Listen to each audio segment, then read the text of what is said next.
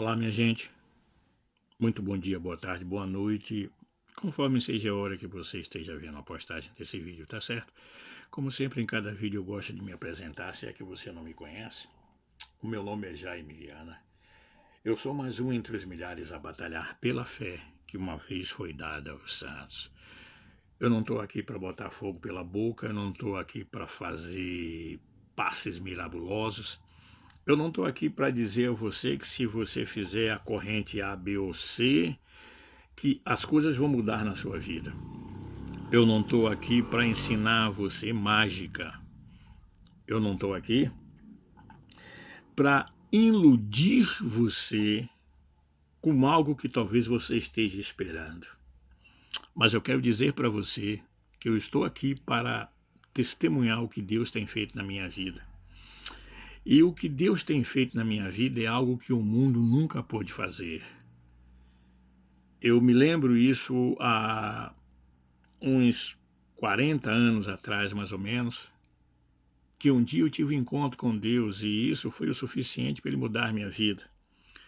Não aconteceu a mudança da noite para o dia. Por quê? Porque Deus não podia fazer? Deus podia.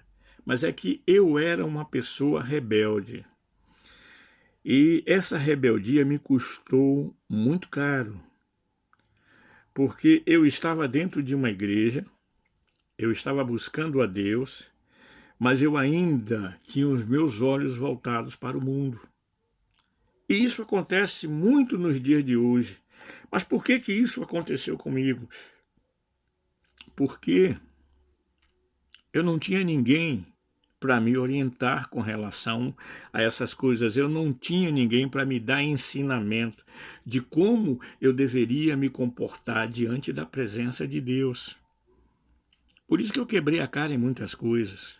Mesmo estando dentro da igreja, eu era uma pessoa que estava fazendo muita coisa errada. E eu não culpo o pastor ou quem falou do Evangelho de Cristo para mim. Primeiro, eu culpo a mim mesmo. Porque mesmo quando eu não recebia a doutrina dentro da igreja, mas o Espírito Santo falava em minha mente, isso eu não posso negar, ele estava sempre falando comigo. Quando eu ia fazer alguma coisa errada, sempre vinha, ia muita gente dizia, não, isso é só a sua consciência, mas isso é normal. Normal não, gente. Hoje nós sabemos, e é uma coisa que sempre veio dos primórdios, que se você está numa igreja, mas se você não tem o alimento que é a palavra de Deus, você se torna um alvo fácil. É como aquela história que eu contei uma vez, e eu quero contar aqui só para lembrar você de um homem, e esse homem, ele aceitou a Jesus, e em parte parecia até comigo no início na igreja, aceitou a Jesus, e todos os dias orava, mas a vida continuava a mesma. Orava, porque se você for olhar, a gente for aqui esmiuçar um pouco a palavra oração, quer dizer, orar é conversar e agir. Oração é conversar e agir. E nesse sentido da oração, conversar com Deus. Não adianta eu passar o dia todo orando, se eu não tiver, ou seja, os meus frutos voltados para a vontade de Deus na minha vida. É como diz em 1 Coríntios, no capítulo 13, quando fala a respeito do dom maior que é o amor. Ainda que eu falasse a língua dos homens e dos anjos e orasse de tal maneira que transportasse as barreiras, mas se não tiver amor, aqui é que entra a questão da oração. Você orar, mas ter o amor de Deus na sua vida. E quando que o amor de Deus entra na nossa vida, é quando nós damos lugar ao Espírito Santo, como nos diz lá em Romanos, no capítulo 5, que o amor de Deus é derramado e foi derramado em nossos corações através do Santo Espírito de Deus. Então, ninguém me ensinou isso.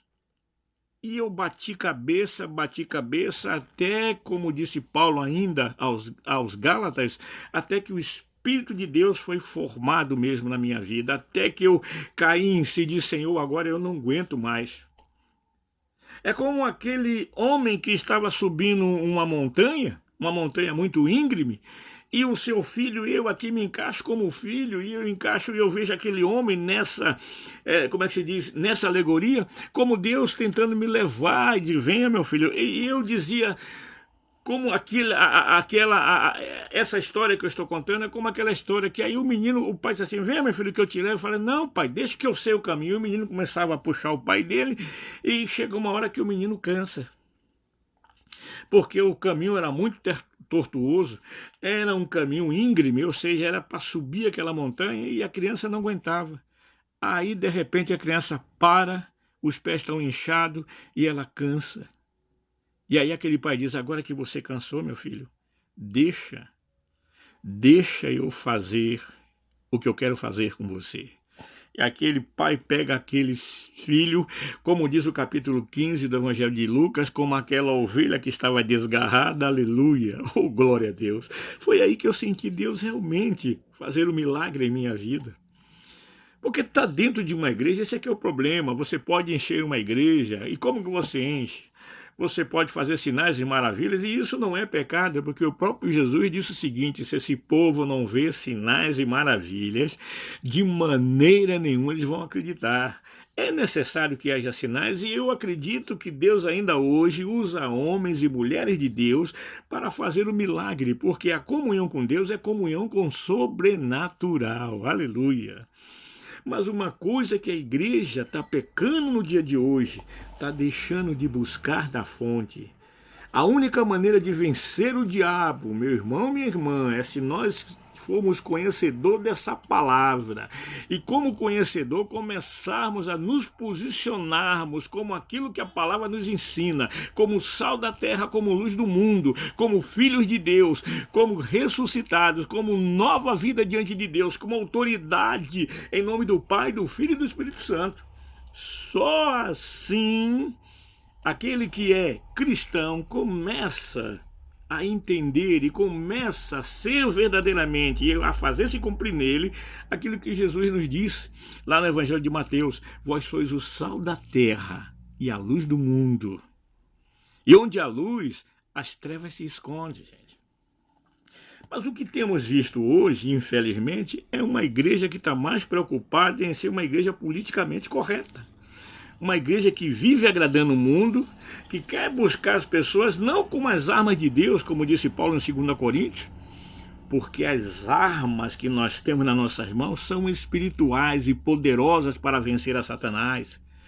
Então não estamos querendo isso. Não, na minha igreja nós vamos dar um churrasco lá e nesse churrasco vai vir muita gente, porque aí eu, uma vez até quando o irmão me falou sobre isso, me contou essa retórica toda, me veio com essa história, e porque é preciso alimentar as pessoas. Digo, realmente é preciso. Então o irmão vai dar um churrasco na igreja e vamos fazer da seguinte maneira, quem não vem pelo amor, vem pela carne, né?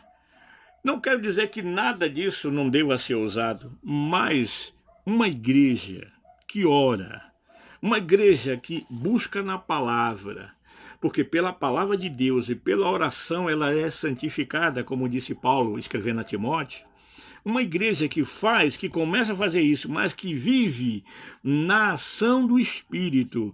Aí você vai entender mais uma vez 1 Coríntios capítulo 13, né? Que ainda, Paulo disse, ainda que orasse ao ponto de mover os montes, mas se não tiver amor, amor é a ação de Deus revelada em nossas vidas através do Espírito Santo, o amor para com as almas.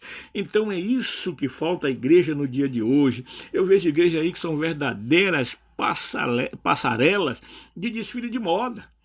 É carro novo, é gente toda arrumadinha, as irmãzinhas, tá? Então são coisas nesse nível. E esse tipo de coisa, o mundo já tem bastante, gente.